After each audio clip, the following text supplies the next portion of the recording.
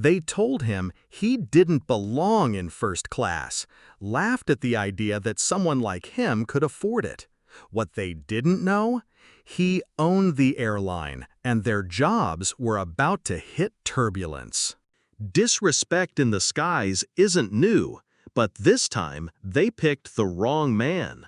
When a successful black CEO boarded a flight expecting professionalism, he was met with arrogance, prejudice, and flat-out humiliation.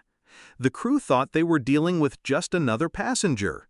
But within 30 minutes, their entire world flipped because they had no idea who they were talking to.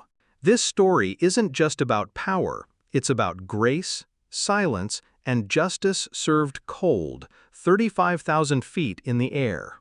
It was just another busy afternoon at the airport. Passengers were boarding Flight 287, a transcontinental route from Los Angeles to New York. Among the crowd was a sharply dressed black man in his late 40s, quiet, confident, and clearly accustomed to business travel. With a calm expression, he walked up to the first-class section, ticket in hand, and waited for the attendant to check him in. But what should have been a simple routine moment turned into something else entirely. A flight attendant looked him over quickly, too quickly, and without even glancing at his ticket, she said, "Sir, economy is in the back." The man raised an eyebrow. "I believe you should check my ticket," he said, his voice steady, composed. But the crew member just gave him a dismissive look. "I've seen this before," she muttered under her breath. "Some people just want to sneak up here for better seats." Passengers nearby shifted uncomfortably. A few looked down. Others pretended not to notice. No one said a word. The man remained calm. He held up his ticket again, clearly marked, First Class, Seat 2A. Only then did the attendant actually scan it. Her face didn't soften. If anything, her irritation deepened. She didn't apologize. She simply motioned him in with a clipped, "Fine, go ahead." He took his seat quietly, never once raising his voice. But others in first class had witnessed the exchange.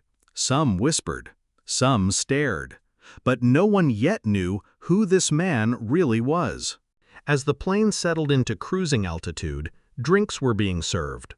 The same attendant returned to his row, this time with an edge in her voice. She skipped over him entirely and served the passenger next to him. When he politely asked if he could order a drink, her response was cold. "We're a bit busy, sir. I'll get to you when I can." Again, he said nothing, just nodded. 30 minutes into the flight, a second flight attendant approached, this one slightly more respectful, but still distant. She handed him a form to sign, not because of any issue, but because she finally noticed his name, and it was a name that should never have been ignored. David Langston, CEO of the very airline they were flying. Suddenly, everything changed. The attendants' smiles returned. Too late.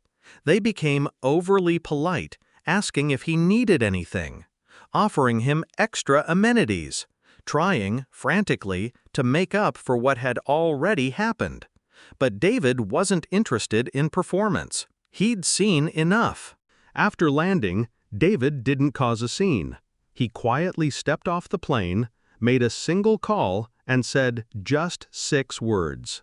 "Review the crew on Flight 2087. By the end of the day, both flight attendants were suspended pending a full investigation.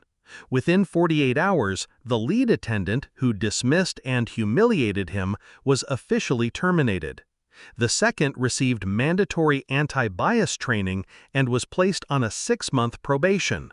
What the crew didn't realize, what so many people still fail to realize, is that titles don't always wear a suit and tie.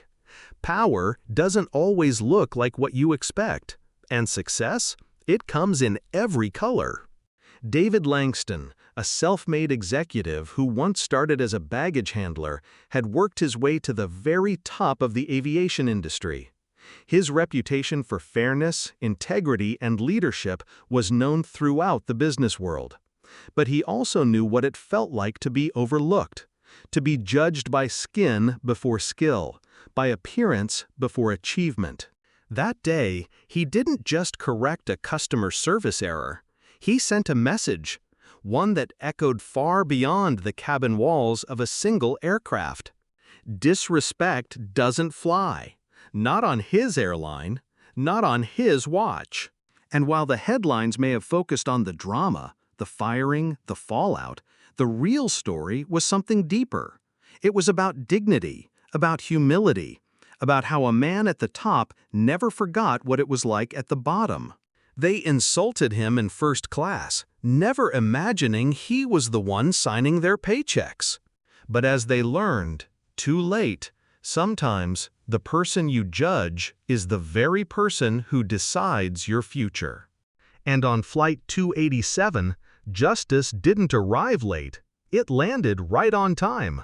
In a world where too many people judge success by skin color or status symbols, one man reminded everyone that true power doesn't shout, it moves in silence. The flight crew learned too late that the man they disrespected was the very one who built the airline they worked for. And while their actions cost them everything, his calm response proved something even more powerful. Dignity always flies higher.